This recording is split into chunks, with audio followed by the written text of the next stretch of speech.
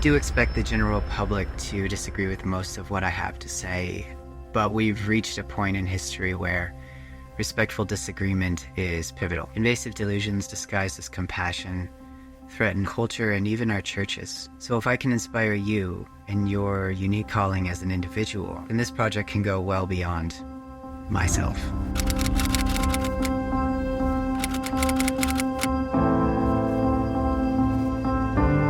So we're going to dive into something that initially might sound familiar. Pretty sure you haven't heard it this way before. You're going to want to see how this plays out. In 1 Samuel, we find that the nation of Israel is at war with the Philistine army. The giant, Goliath, openly mocks them and the God of their nation. He came forward every morning for 40 days, saying that if anyone defeat me, you will be free from this oppression, and we will even be your servants. One young man named David watched as they repeatedly backed down. David offers to help. They were on the same team, so who would want to stop him? If we look a little bit more closely in 1 Samuel 17, David's oldest brother says this, "Why have you come down? And with whom have you left those sheep in the wilderness? I myself know your insolence and the wickedness of your heart. You've come down to see the battle." There's another side to this, somewhat explained in the philosophy of Carl Jung.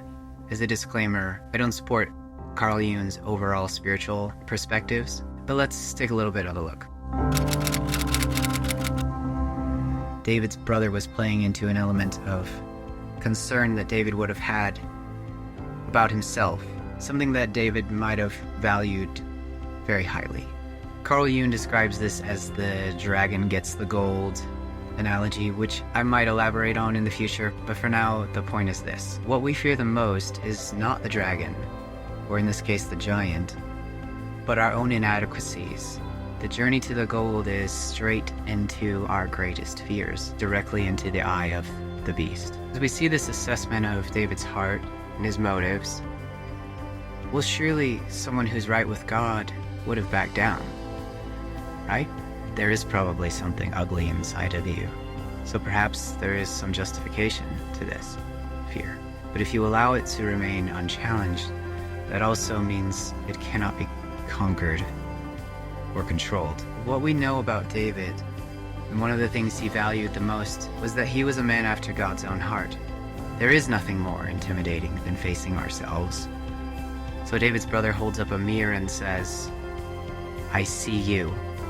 I know your intentions. I know your wickedness." And see, whoever killed the giant would be the greatest in the kingdom. So the accusation seems sort of reasonable. See, you have something unique to offer that no one else has. But in order for that to ever be developed, you must face the unknown. Future episodes like the Confessions of a Watchman will be unlocking some elements of controversy. Why? Because our freedom of speech is only as good as our willingness and courage to use it. A watchman does send an unpleasant message. Many will hate the messenger. Jesus said in Matthew 10:22, "You will be hated because of my name, but the one who has endured to the end will be saved." We must warn others without hesitation because love unapologetically delights in the truth. The message of the gospel is inclusive, but not in the way that many prefer. We all have the invitation to reject our own identity and receive Christ's nature rather than our own, by a God who has called us to reject our own carnality in exchange for life in the Spirit. So join the Unapologist objective, the mission, and together we will advance the renewed calling on the church.